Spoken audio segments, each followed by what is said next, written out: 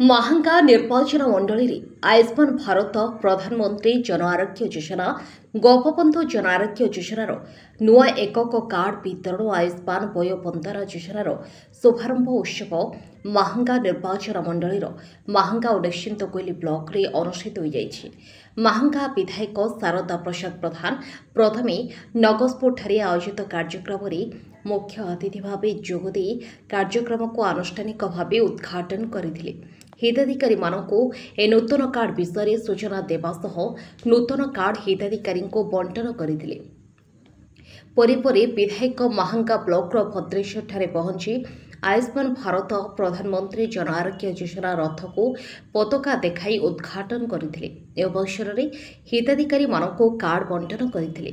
महांगा निर्वाचन मंडली रे मोट 12टी स्थान में स्वतंत्र भाव कार्ड बंटन कार्यक्रम आयोजन होता बेले प्रथम पर्यायर 2 लाख ऊर्ध्व लोके ए कार्ड द्वारा उपकृत होगाकू जाउथबारु केन्द्र और राज्य सरकार को कृतज्ञता जणाइछन्ते विधायक शारदा। से जनसाधारण को भ्रमित न होई ए हिताधिकारी योजनार लाभ उठाइबाकू निवेदन करथिले।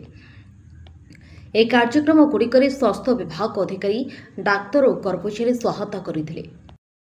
आज आमर एक सौभाग्यर दिन मो तो एक स्वतंत्र सौभाग्यर दिन जे भारत सरकार आयुष्मान भारत योजना को विगत सरकार लंबा दिन पर्यंत बंद कर रखा जाइतला।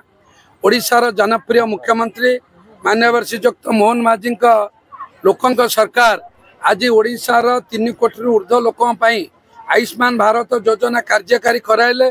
और विशेष लाभ जे प्रधानमंत्री आयुष्मान भारत योजना प्रधानमंत्री जन आरोग्य योजना एवं गोपबंधु जन आरोग्य योजना जो कार्ड मिलिबो सारा भारत वर्षर समस्त डाक्तरखाना आज लोक मैंने सेवा पाइबार सुजोग पाइले।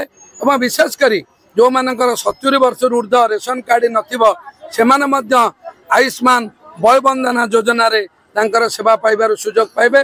आज मु धन्यवाद देवी ओडिशार जनप्रिय मुख्यमंत्री को और भारतर यशस्वी प्रधानमंत्री को जो योजना करिले। ए योजना स्वाधीनता पर एते बहुत बड़ संख्यक हिताधिकारी केबे भी को योजना रे उपकार पाई नथिले। 3 कोटी ऊर्ध्व जनसाधारण आज योजना रे लाभार्थी हेबे एवं आम अंचल 2 लाख ऊर्ध्व जनसाधारण योजना रे सुफल पाइबारु सरकार योजना करते सरकार को धन्यवाद एवं कृतज्ञता ज्ञापन करछि।